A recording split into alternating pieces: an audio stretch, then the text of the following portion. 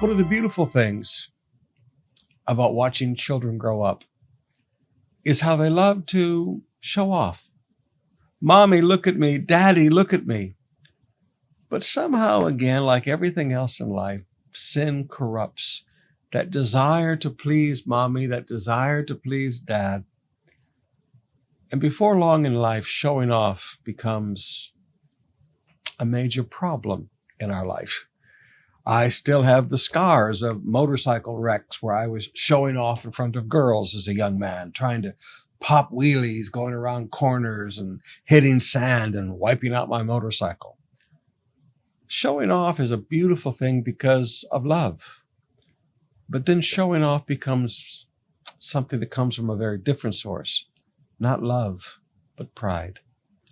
In our text today in Isaiah chapter 39, verses 1-6, it says, soon after this, Merodach-Baladan, son of Baladan, king of Babylon, sent Hezekiah his best wishes and a gift.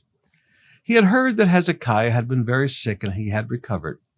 Hezekiah was delighted with the Babylonian envoys and showed them everything in his treasure houses, the silver, the gold, the spices, the aromatic oils. He even took them to see his armory and showed them everything in his royal treasuries. There was nothing in his palace or the kingdom that Hezekiah did not show them. Then Isaiah the prophet went to King Hezekiah and asked him, what did those men want? Where are they from? Hezekiah replied, they come from a distant land of Babylon. What did they see in your palace? Asked Isaiah. They saw everything, Hezekiah replied. I showed them everything I own, all my royal treasures. Well, to make a long story short,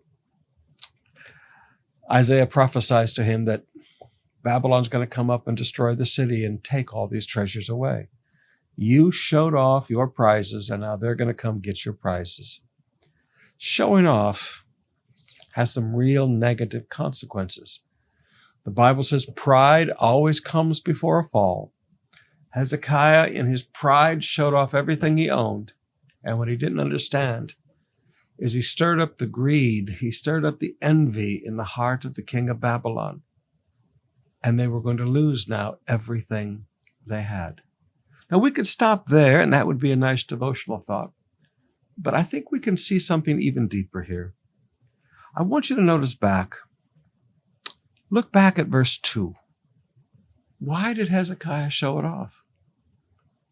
It says he was delighted with the Babylonian envoys.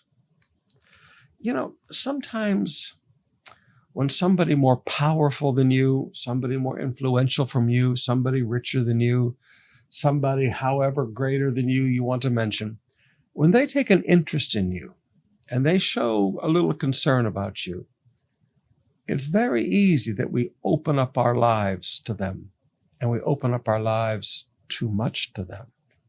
Now, let me say that one more time.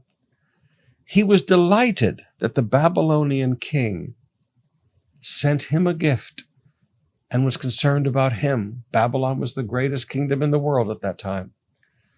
He was flattered. His pride got stirred up. Now, my friends, when powerful people start noticing what you have, it's not always a good thing. Let me say that again. It's not always a good thing. Remember Jezebel's husband, the king? He noticed a small vineyard that a guy had and wound up, Jezebel killed the guy so that her husband, the king, could have the vineyard.